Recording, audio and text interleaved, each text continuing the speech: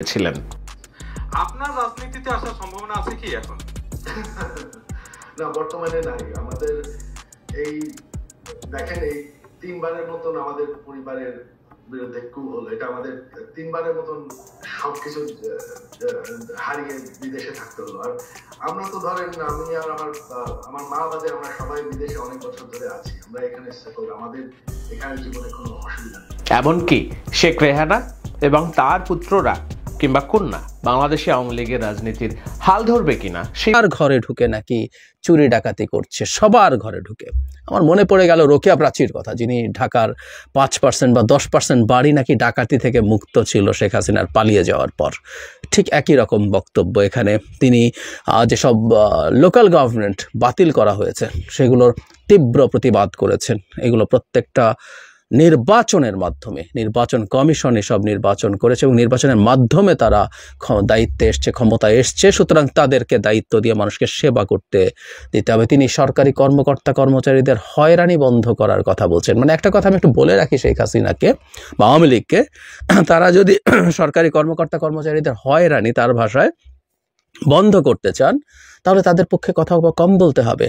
এই প্রজাতন্ত্রের কর্মচারীরা দীর্ঘদিন পর স্বৈরাচার প্রধানমন্ত্রী শেখ হাসিনা অবশেষে জনসম্মুখে এসেছেন। লন্ডনের আওয়ামী লীগের একটি সমাবেশে তিনি ভাষণ দিয়েছেন। এই ভাষণের মাধ্যমে আসলে কি প্রমাণিত হলো? প্রিয় দর্শক, এই ভাষণ নিয়ে গুরুত্বপূর্ণ বিশ্লেষণ করেছেন দুজন গুরুত্বপূর্ণ ব্যক্তি। আমরা তাদের আলোচনা শুনব। আলোচনা শোনার পর আমি আলোচনা করার চেষ্টা করব যে হাসিনার এই সময়ের এই ভাষণ কেন দেওয়া হলো এবং হাসিনার ভাষণের মাধ্যমে আওয়ামী লীগ কি প্রমাণিত করলো। চলুন আমরা আলোচনাগুলো শুনবো। 16 বছরের শাসনামল, তিনি এবং তার বোন আর মন্ত্রিসভার হয়তো কয়েকজন সদস্য দিল্লিতে পালিয়ে গিয়েছিলেন।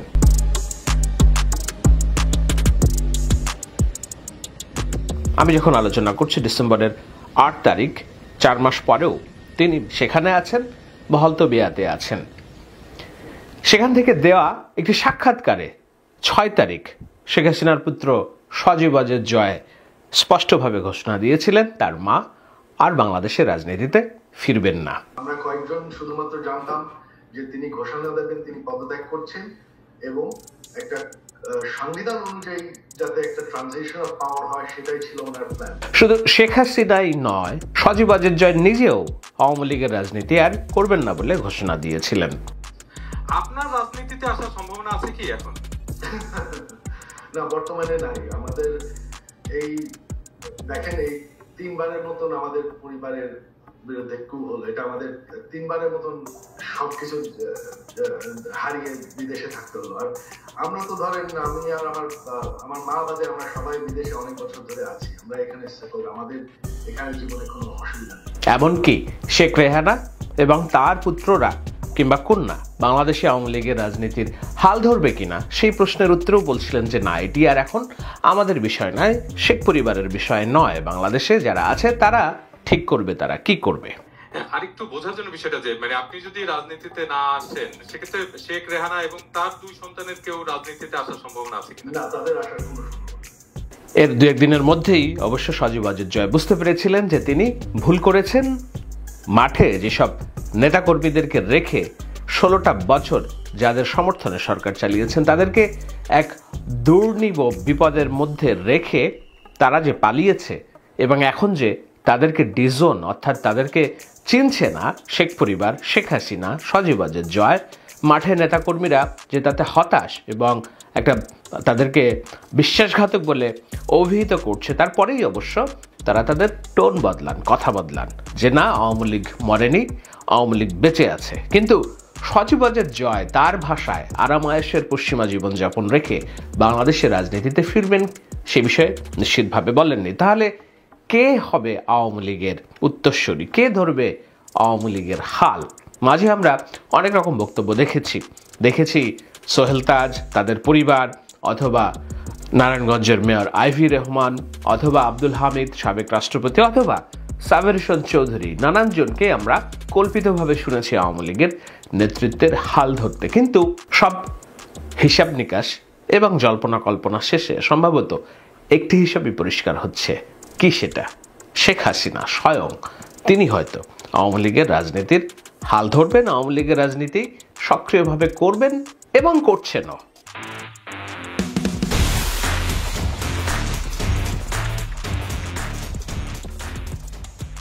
আমি যখন আলোচনা করছি 8 ডিসেম্বর টুইটারে আমি দেখলাম আওয়ামী লীগের দলীয় পেজ থেকে শেখ হাসিনার একটি বক্তব্য প্রচারিত হয়েছে। যুক্তরাষ্ট্র আওয়ামী লীগের সভায় তিনি ভার্চুয়ালি যোগদান করে একেবারে রাজনীতির ভাষায় কথা বলেছেন, আওয়ামী লীগের সভানেত্রী হিসেবে কথা বলেছেন শেখ হাসিনার সরকার উৎখাত করে যেই সরকার বর্তমানে আছে সেটা অবৈধ দখলদার সরকার, এবং ডক্টর ইউনূস মেটাকুলাসলি প্ল্যান করেই জুলাইয়ের অভ্যুত্থান ঘটিয়েছে, নিজে তাদের মাস্টার মাইন্ডকে দিয়ে এই ধরনের অভিযোগ তিনি করেছেন। জানেন যে এখানে ডক্টর ইউনূস সে বহুদিন থেকে চেষ্টা করেছিল, 2017 দল করার চেষ্টা করেছিল, ব্যর্থ হয়েছিল, এরপর সে ষড়যন্ত্রে লিপ্ত হয় এবং সেটা সে নিজেই বলেছে। যখন জাতিসংঘে গিয়েছিল বিল ক্লিন্টন ফাউন্ডেশনের এক অনুষ্ঠানে বিল ক্লিন্টনের সঙ্গে পরিচয় করার সময় সে বলেছিল যে 2024 জুলাই 7 তারিখ থেকে যে কোটা আন্দোলন শুরু হয় এটা কোনো ছাত্র জনতার আন্দোলন ছিল না, এটা ছিল তার মেটিকুলাসলি ডিজাইন করা। বাংলাদেশের কোনো গণমাধ্যমে শেখ হাসিনার বক্তব্য প্রচারে নিষেধাজ্ঞা আছে। আমিও শেখ হাসিনার বিদ্বেষমূলক শেখ হাসিনার বিদ্বেষমূলক বক্তব্য প্রচারে নিষেধাজ্ঞা আছে। আমি বিদ্বেষমূলক অংশ প্রচার করছি না, কিন্তু না করেও যে আলোচনাটা করা দরকার সেটা হলো শেখ হাসিনা রাজনীতিতে ফেরার সব রকম হিসাব পরিষ্কার করে ফেলেছেন। কেন তিনি রাজনীতিতে ফিরছেন? এর মধ্য দিয়ে আওয়ামী লীগের রাজনীতি মরবে না জীবিত হবে? আওয়ামী লীগের রাজনীতিতে শেখ হাসিনার নেতৃত্বের ভবিষ্যৎ কতখানি? বাংলাদেশে ভোটের রাজনীতিতেও গণহত্যার দেওয়া অভিযুক্ত শেখ হাসিনার ভবিষ্যৎ কতখানি? এই সমস্ত নানান রকম আলোচনা, জল্পনা কল্পনার যেসব প্রশ্ন আছে তার প্রশ্নের কিছুটা উত্তর দেওয়ার চেষ্টা করব। শেখ হাসিনা অবসর নেওয়ার জন্য যে দীর্ঘমেয়াদী আমরা প্রতিশ্রুতি আমাদের মানসপটে আছে, যেমন 2019 সালের একটি প্রোগ্রামে শেখ হাসিনা রাজনীতি থেকে অবসর নেওয়ার ঘোষণা দিয়েছিলেন, বলছিলেন অবসর তো আমাকে নিতেই হবে এবং অবসর নেওয়ার পরে টুঙ্গিপাড়ায় যেয়ে তিনি জীবনযাপন করবেন। কিন্তু বয়স 74 পেরিয়ে 75-এ পা দেওয়ার পরেও কিংবা 75-এ পা দেওয়ার মতো হলেও শেখ হাসিনা যে রাজনীতি ছাড়বেন না এবং তার এই যে ভারতে বসে বাংলাদেশের অভ্যন্তরীণ অন্তর্বর্তীকালীনকে যেমন অস্থির করা কিংবা ভবিষ্যতে যদি কেউ সরকার গঠন করে তাদের সাথে মিলে রাজনীতি করা, আদতে শেখ হাসিনার জন্য একটা পরিকল্পনা, চূড়ান্ত রকম পরিকল্পনা, সেই পরিকল্পনার পথেই হাঁটছেন শেখ হাসিনা। বেশ কিছু ইন্ডিকেটরের মধ্যে একটা বললাম যে ভাষণে তিনি নিজের অবস্থান জারি করার চেষ্টা করছেন, দলীয় নেতাকর্মীদের সুসংগঠিত করার চেষ্টা করছেন, হোয়াটসঅ্যাপে, ভিডিও কলে, নানানভাবে, যেভাবে তারেক রহমান লন্ডনে বসে থেকেও তার নেতাকর্মীদের সাথে নিবিড় যোগাযোগ সম্পর্ক স্থাপন রেখেছিলেন, সেটিকেই প্রাথমিক শিক্ষা নিয়ে শেখ হাসিনা এই একই কাজ করছেন। এটি হলো একটা ইন্ডিকেটর। কয়েকদিন আগে তার সরকারের যে তথ্যমন্ত্রী ছিল আরাফাত, সেই আরাফাতের অ্যাকাউন্ট থেকে শেখ হাসিনার বিবৃতি নামক একটি বিবৃতি প্রচার করা হয়, যেখানে তাকে তুলে ধরা হয় আওয়ামী লীগের সভানেত্রী হিসেবে, সাবেক প্রধানমন্ত্রী অথবা বর্তমানের প্রধানমন্ত্রী না, আওয়ামী লীগের সভানেত্রী হিসেবে। বোঝাই যাচ্ছে যে আওয়ামী লীগের সভানেত্রী হিসেবে আর কেউ নন, এখনো শেখ হাসিনা নিজেই পদে আছেন এবং নিজে আওয়ামী লীগ দলের নেতৃত্ব দিবেন। কোথা থেকে নেতৃত্ব দিবেন? পালিয়ে থেকে, ভারতে থেকে নেতৃত্ব দিবেন। কিভাবে নেতৃত্ব দিবেন? কেন নেতৃত্ব দিবেন? কেননা নেতৃত্ব দিবেন এই কারণে যে তিনি তার রাজনীতি শেষ হচ্ছে না, রাজনীতি থেকে তিনি অবসর নিচ্ছেন না, নেওয়ার আপাতত অভিপ্রায় নেই। অথচ এটিই হতে পারত বাংলাদেশে আওয়ামী লীগের রাজনীতির নতুন করে বেঁচে থাকার সবচেয়ে বড় মহেন্দ্রক্ষণ, যদি শেখ হাসিনা পদত্যাগের কিংবা রাজনীতি থেকে অবসরের সিদ্ধান্তটা নিতে পারতেন।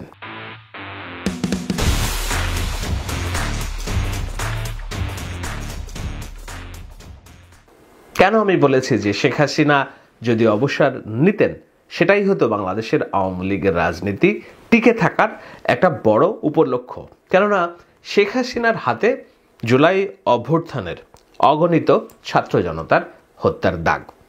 অনেকেই বলবেন প্রমাণ দেখান শেখ হাসিনার হাতে হত্যার দাগ, তিনি তো রাষ্ট্রপ্রধান হিসেবে দেশে আইন শৃঙ্খলা পরিস্থিতি ঠিক করার জন্য বাহিনীদেরকে নির্দেশ দিয়েছেন, তিনি তো আর নিজে হত্যাকাণ্ডের নির্দেশ দেননি।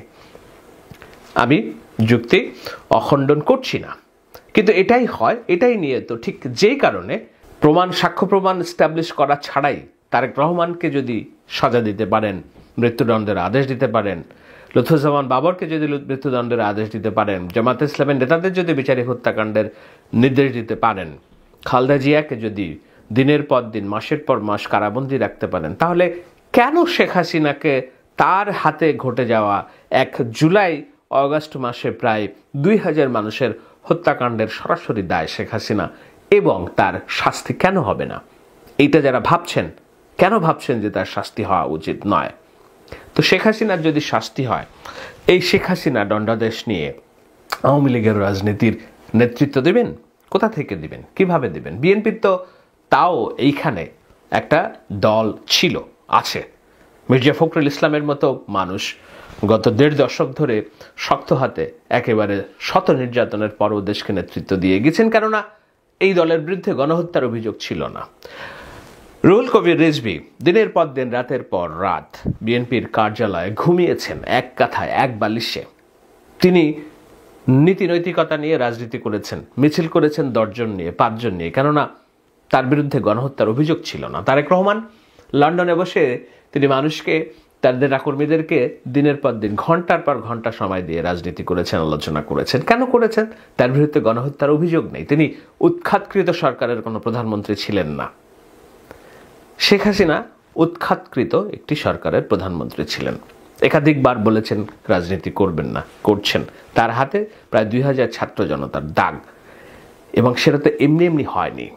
বাংলাদেশে 5 আগস্ট, তার আগ দিয়ে অগস্টের 1 তারিখ থেকে কিংবা জুলাইয়ের 15-16 তারিখের পর থেকে বিভিন্নভাবে, ধাপে ধাপে, মোড়ে মোড়ে, মহল্লায় মহল্লায়, জেলায়, থানায়, বিভাগীয় শহরগুলোতে এত লক্ষ কোটি মানুষ একসাথে রাস্তায় এসে অবস্থাপন করেছে, এত লক্ষ কোটি মানুষ একসাথে এসে বিজয় উল্লাস করেছে। এটি স্বাধীনতার পরের দিনও সম্ভবত 16ই ডিসেম্বরেও এত বিজয়ের উল্লাস ঘটেনি। তো এই বিশাল সংখ্যক জনগোষ্ঠীর প্রত্যক্ষভাবে, সরাসরিভাবে যেই সরকার উৎখাত করার পেছনে যেই অবদান কিংবা যেই ভূমিকা, এবং এই বিজয়ের অংশীদার কেবল কোনো নির্দিষ্ট দল না, জামাত না, শিবির না, বিএনপি না, ছাত্ররা না, আপামার জনসাধারণ, তারা মনে করে এই উৎখাতে তারও অবদান আছে। তো এই ধরনের একটি জনগোষ্ঠীর মনোভাব, ক্ষোভকে সামনে নিয়ে রেখে শেখ হাসিনা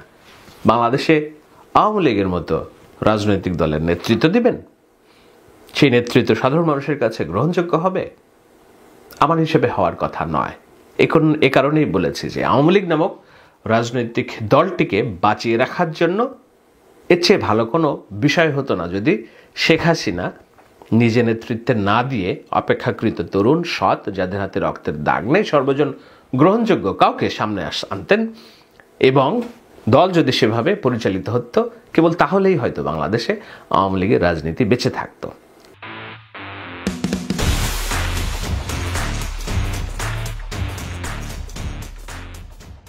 একটু বোঝার চেষ্টা করে যে কেন শেখ হাসিনা এই রাজনীতিতে ফেরার চেষ্টা করছেন, কিংবা হুঙ্কার দিচ্ছেন, কিংবা প্রস্তুতি নিচ্ছেন। আমার হিসেবে অন্য কোনো কারণ নয়। কারণ হলো শেখ হাসিনা জানেন তার পরিণতি। তার বিরুদ্ধে প্রায় 2 শতাধিক হত্যা মামলা হয়েছে, আরও হবে। $1 বিলিয়ন যে পাচার হয়েছে বলে শ্বেতপত্র প্রকাশিত হয়েছে, তার দুর্নীতির মামলা হবে। এর বাইরে গণতন্ত্র হত্যা, গুম, খুন, এসব নানান বিষয় আছে, এগুলো হতেই থাকবে। এই রাজনৈতিক এই বিচার কাজ, তদন্ত এবং মামলাগুলোকে রাজনৈতিক হয়রানি বলে ট্যাগ দেওয়ার একটা সুযোগ শেখ হাসিনা তার আত্মপক্ষ সমর্থন করার জন্য ব্যবহার করবেন বলেই তিনি রাজনীতিতে যে অপ্রাসঙ্গিক, রাজনীতি থেকে অবসরপ্রাপ্ত একজন ব্যক্তি, সেইটা তিনি রাখতে চান না, সেটা বলতে চান না। রাজনীতি থেকে যদি তিনি অবসরই নিয়ে ফেলেন, নাই থাকেন, তাহলে রাজনৈতিক নিপীড়নমূলক মামলা কিংবা আদেশ, বিচার বলে এটাকে মোকাবেলা করার কোনো নৈতিকতা থাকে না। তাকে এটা মোকাবেলা করতে হলে তাকে রাজনীতিতেই থাকতে হবে। সে কারণেই তিনি আওয়ামী লীগের সভানেত্রী হিসেবে নিজের অবস্থান জানান দিচ্ছেন। এটি একটি কারণ। আর দ্বিতীয় কারণ হলো যেই নিকৃষ্ট পন্থায় তার বিদায় হয়েছে বাংলাদেশের রাজনীতি থেকে, সেটি কল্পনাও করেননি শেখ পরিবার, শেখ হাসিনা, কেউ। বরঞ্চ দাম্ভিকতার সাথে তিনি বাংলাদেশকে তার বাবার বাংলাদেশ বলতেন এবং যা ইচ্ছে তাই করতেন। কিন্তু গণমানুষ যে তার বিপক্ষে এভাবে অবস্থান নেবে, সেই যে ক্ষোভ, রাগ, দুঃখ, সেটা যেমন আছে, এবং একই সাথে তিনি বর্তমান সরকার তার বিদায়কে এককভাবে জামায়াত শিবির, স্বাধীনতা বিরোধীদের সম্মিলিত প্রচেষ্টা হিসেবেও তিনি দেখেন। শেখ হাসিনাকে যেহেতু তার কাছাকাছি থাকতে, তার রাজনীতি আলোচনা করতে অনেকদিন থেকেই আমি চিনি, তার ভিতরে অসম্ভব এক প্রতিশোধের নেশা, রক্ত কাজ করে, তার চোখে মুখেই বেরিয়ে পড়ে সেটা। শেখ হাসিনা হয়তো ভাবছেন তিনি প্রতিশোধ নেবেন, জীবনের শেষ প্রান্তে হলেও, শেষ বয়সে হলেও, মৃত্যুর দুদিন আগে হলেও তিনি এই যে বাংলাদেশের যেই রাজনীতি থেকে তাকে উৎখাত করা হলো, সেই রাজনীতিতে ফেরার মাধ্যমে প্রতিশোধ দিবেন। যারা তাকে উৎখাত করেছে তাদের বিচার কিভাবে হবে না হবে সেটা হয়তো তার মাথায় নেই, অথবা থাকলেও থাকতে পারে, কিন্তু সেটা সুদূর পরে হয়তো, সেটা কেবল স্বপ্নদোষ। কিন্তু যেই স্বপ্ন শেখ হাসিনা দেখতে পারেন কিংবা দেখছেন, সেটা হলো ক্ষমতার রাজনীতিতে একদিনের জন্য, মৃত্যুর আগে হলেও ফিরতে চান শেখ হাসিনা। সেটা কি সম্ভব? অনেক বড় প্রশ্ন। আওয়ামী লীগের কর্মী সমর্থক যারা আছেন তারা বলবেন সম্ভব, আওয়ামী লীগের ভোট আছে এখনো। আমি মনে করি আওয়ামী লীগের ভোটের রাজনীতিতে ক্ষমতায় ফেরার মতো সক্ষমতা আওয়ামী লীগের এখন যেমন নেই, আগামী 15-20 বছরেও তৈরি হবে বলে আমার মনে হয় না। কেননা বাংলাদেশের মানুষ শেখ হাসিনাকে 1996 সালে ক্ষমতায় বসিয়েছিল কেবলমাত্র শেখ হাসিনার ভুল পাল্টে জাতির কাছে একেবারে করজোড় ক্ষমা প্রার্থনার পরেই কেবল রাষ্ট্র পরিচালনার প্রাথমিক সুযোগ পেয়েছিলেন শেখ হাসিনা। কিন্তু শেখ হাসিনা তার চরিত্র বদলাননি। বিরোধী দলের রাজনীতি মানে জ্বালাও পোড়াও, বিএনপি ক্ষমতায় থাকতে 173 দিন হরতাল পালন করা, গাড়ি পুড়িয়ে মানুষ মারা, এই সব কিছু দিয়ে এমন একটা অস্থির প্রেক্ষাপট তিনি করেছিলেন 2000 থেকে 2006 সাল পর্যন্ত বিএনপির তৎকালীন সরকারকে। এরপরে ভারত, তাদের গোয়েন্দা বাহিনী, আর্মি, এদের সহযোগিতায় 2008 সালের নির্বাচনে আবার ক্ষমতায় আসেন শেখ হাসিনা। সেবার এই যে আসলেন, এরপর ভাবলেন যে ভোট দিয়ে আওয়ামী লীগ আর কোনোদিন রাজনীতি করতে পারবে না, ক্ষমতায় আসতে পারবে না, সুতরাং তার ভোটের বাইরে যেয়ে তাকে হিসাব করতে হবে। সেই হিসাব করে 16টা বছর ক্ষমতায় থেকেছিল, রাতের ভোট, দিনের ভোট, দামি ভোট, এইসব করে। বাংলাদেশে যদি ভোট ব্যবস্থাটা সুন্দর করা যায়, আওয়ামী লীগ বাংলাদেশের রাজনীতিতে কোনোদিন ভোটের মাধ্যমে আর ক্ষমতায় আসতে পারবেন না। যে পালায়ন, যাকে বাংলাদেশের কোটি মানুষ মিলে উৎখাত করেছে, তাকে দিয়ে অন্তত আওয়ামী লীগের রাজনীতির ভবিষ্যৎ নেই বাংলাদেশে। ভবিষ্যৎ থাকতে পারে কিছু নৈরাজ্য, কিছু হত্যাযজ্ঞ, কিছু অস্থিরতা করার ষড়যন্ত্র, কিন্তু রীতিমতো পূর্ব ঘোষণা দিয়ে পোস্টারিং করে প্রধানমন্ত্রী শেখ হাসিনা ভাষণ দিয়েছেন যুক্তরাজ্যের একটা সভায়। লন্ডনে এটা হয়েছে। আমরা এটা নিয়ে আগে কথা বলেছিলাম এবং সেই ভাষণে কি হয়েছে সেটা নিয়ে কথা বলবো। এবং শুধু সেটা না, একই ধরনের চেষ্টা প্রধানমন্ত্রী, তথাকথিত প্রধানমন্ত্রী আবার চালিয়ে যাচ্ছেন, সেটারও একটা পোস্টার ফেসবুকে ছড়িয়ে পড়েছে এবং সেটাও নিশ্চয়ই তারা করবেন। এটাকে সরকারের কিভাবে ডিল করা উচিত বা সরকার ঠিকঠাক মতো ডিল করতে পারছে কিনা সেটা নিয়ে কথা বলবো। এবং এবারকার এই সভার একটা গুরুত্বপূর্ণ ডাইমেনশনও আছে, সেটা নিয়েও কথা বলতে চাই। তার আগে একটু জানি যে উনি আসলে কি বলেছেন। সেটা খুব বেশি নতুন ধরনের কথা তিনি বলেছেন তা না, তিনি সাধারণত যেসব কথা গতানুগতিকভাবে বলেন সেগুলো বলছেন। তিনি বলছেন বাংলাদেশে এই মুহূর্তে কোনো ন্যায় বিচার নেই, এখানে খুব ভয়ঙ্কর রকম মবের শাসন চলছে, লোকজন যার তার ঘরে ঢুকে নাকি চুরি ডাকাতি করছে, সবার ঘরে ঢুকে। আমার মনে পড়ে গেল রোকেয়া প্রাচীর কথা, যিনি ঢাকার 5% বা 10% বাড়ি নাকি ডাকাতি থেকে মুক্ত ছিল শেখ হাসিনার পালিয়ে যাওয়ার পর।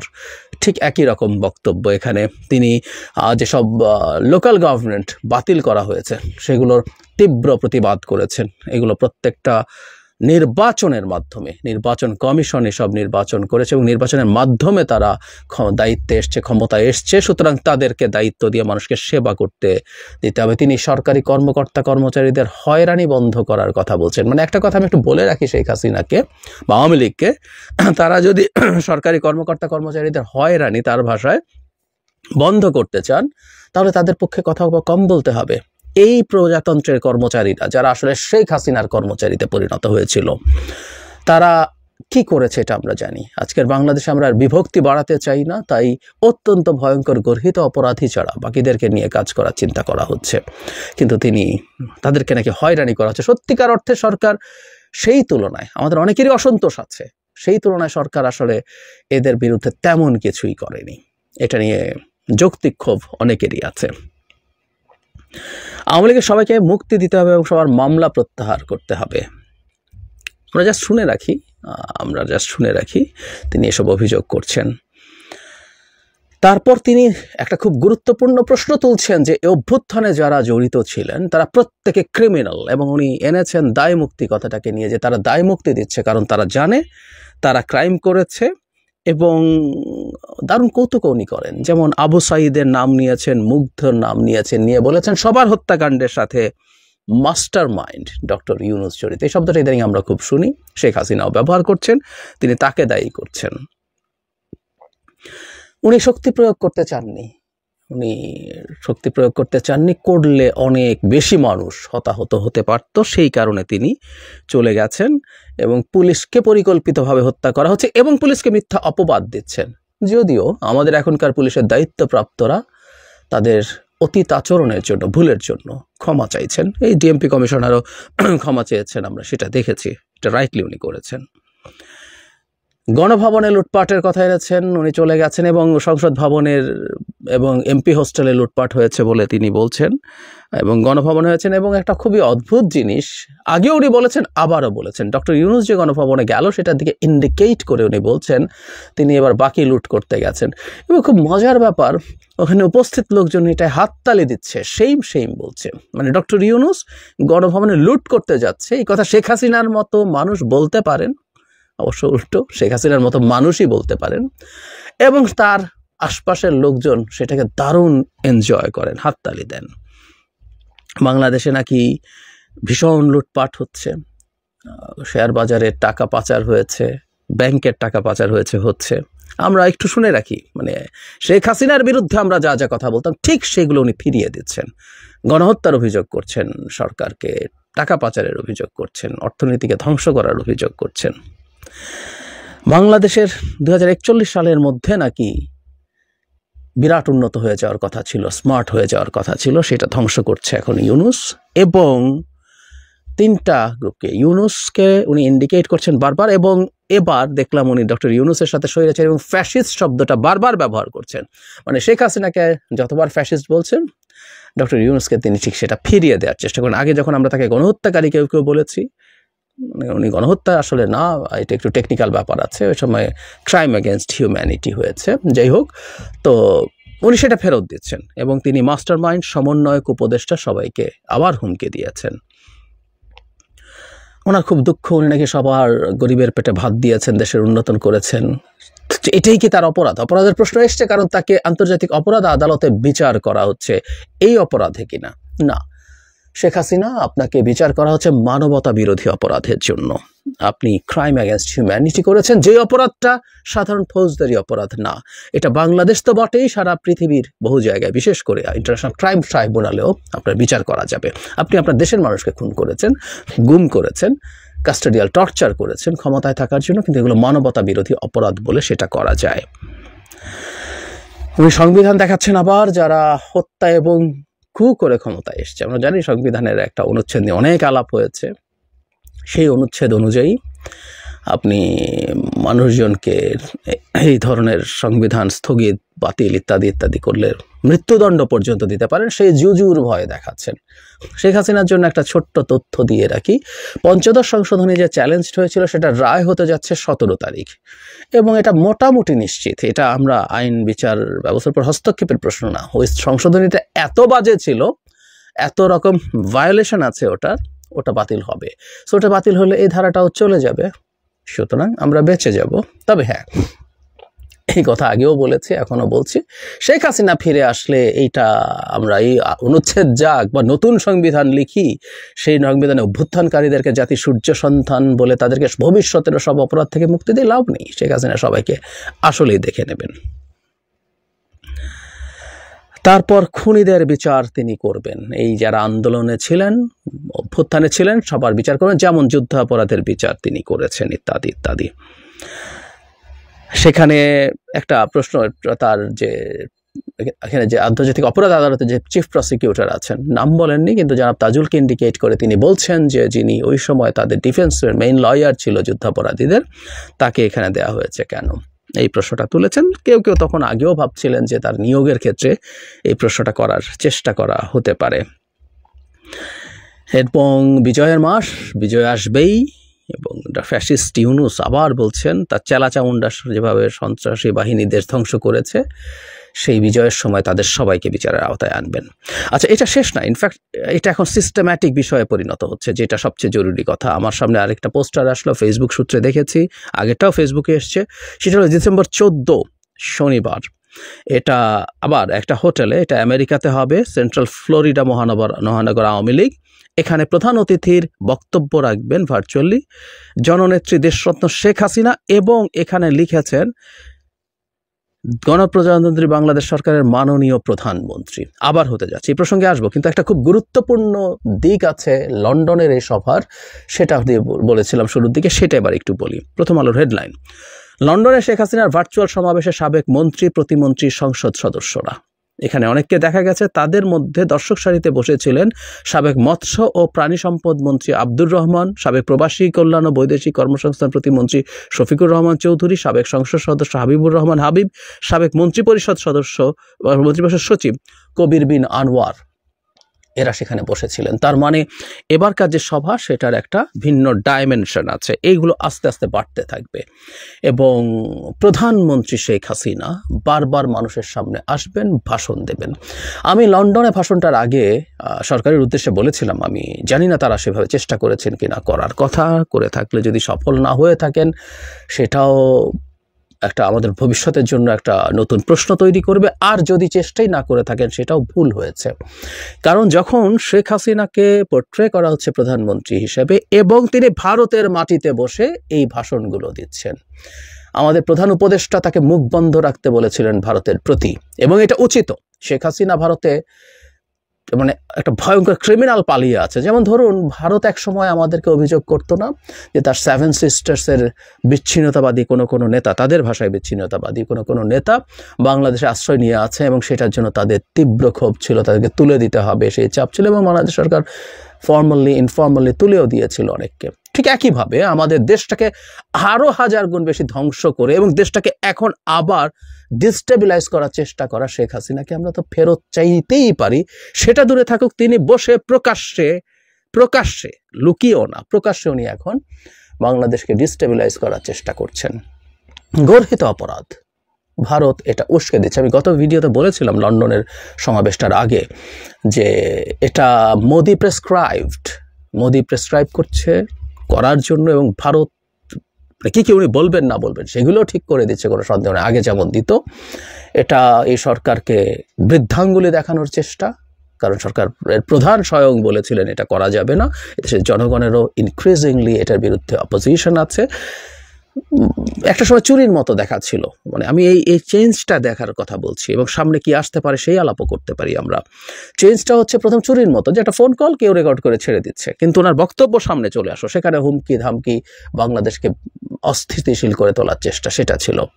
তারপর এবারের দফায় এসছে, এরপর চিন্ময় গ্রেফতারের পর ফেসবুক স্ট্যাটাস ফর্মাল, তারপর এবার ঘোষণা দিয়ে প্রধানমন্ত্রী হিসাবে, উনি নিজের মুখে এখনো প্রধানমন্ত্রী হিসেবে দাবি করছে না, কিন্তু উনি পদত্যাগ করতে পারেননি, আগের একটা ভাষণে উনি বলেছেন, নিউ ইয়র্কে যেটা দিয়েছেন, এটা আসবে বারবার এবং পোস্টারে লেখা। তার মানে আমাদের সামনে প্রধানমন্ত্রী শেখ হাসিনাকে এবার আনা হবে, এবং ফর্মালি উনি ফেসবুক স্ট্যাটাস দিচ্ছেন, ওনার বক্তব্য ঘোষণা দিয়ে বক্তব্য প্রচার করছেন, মানে উনি পলিটিক্যালি এনগেজড হয়ে গেছেন, ইনভলভড হয়ে গেছেন। Sheikh Hasina politically involved engaged হলে খুব বেশি ক্ষতি আমাদের আছে আমি মনে করি না। এটা একেবারেই না। কারণ আমি মনে করি উনি যত কথা বলবেন এই দেশের মানুষজনের সামনে তার স্মৃতির যে ট্রমা তিনি যা করেছেন সেটা ফিরে আসবে, সেটা আরও সেই ট্রমাটা আরও জীবন্ত থাকবে, আরও তাজা থাকবে। এটা থাকা উচিত, এটা ভালো। কিন্তু ভারতের আচরণকে আমার মনে হয় এখানে বিশ্লেষণ করা দরকার। ভারত তার যে অ্যাটিটিউড সেটা মানে বাংলাদেশের প্রতি অত্যন্ত নেগেটিভ যে অ্যাটিটিউড সেটা ধরে রাখছে, সেটা কন্টিনিউ করছে। এটা তাৎপর্যটা মূলত ওই জায়গায়, ওইভাবে দেখতে হবে।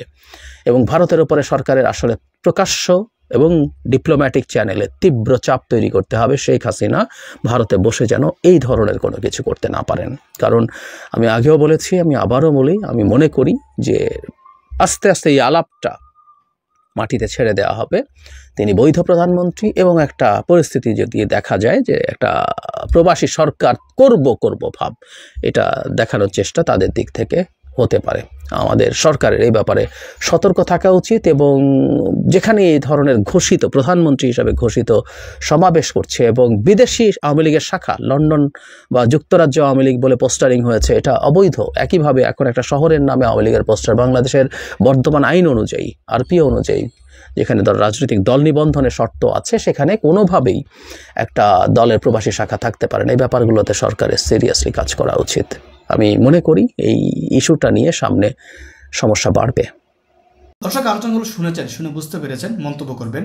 দেখেন এই সময় হাসিনার ভাষণ, এবং আমি সেখানে দেখলাম যে স্বৈরাচার হাসিনাকে সেখানে আওয়ামী লীগের নেতারা তারা তাদের প্রধানমন্ত্রী বলে সম্বোধন করছে।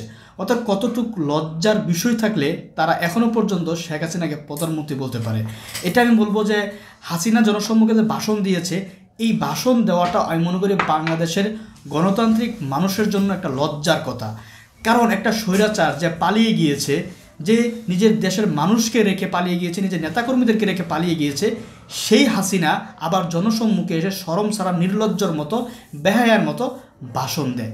যাই হোক দর্শক, আমরা ডক্টর ইউনূস এবং এই সরকারের কাছে বলবো হাসিনার সব ধরনের রেকর্ড ভাষণ যেন বাংলাদেশের সকল মিডিয়ার মাধ্যমে প্রচারিত বন্ধ করে দেওয়া হয় এবং বাংলাদেশে যেন আওয়ামী লীগের কোনো সভা সমাবেশ করতে দেওয়া না হয়। এই যদিগুলো চালু থাকে তাহলে আবারও কিন্তু আওয়ামী লীগের সেই দুর্গন্ধময় রাজনীতি আমাদের দেশে ছড়িয়ে পড়বে।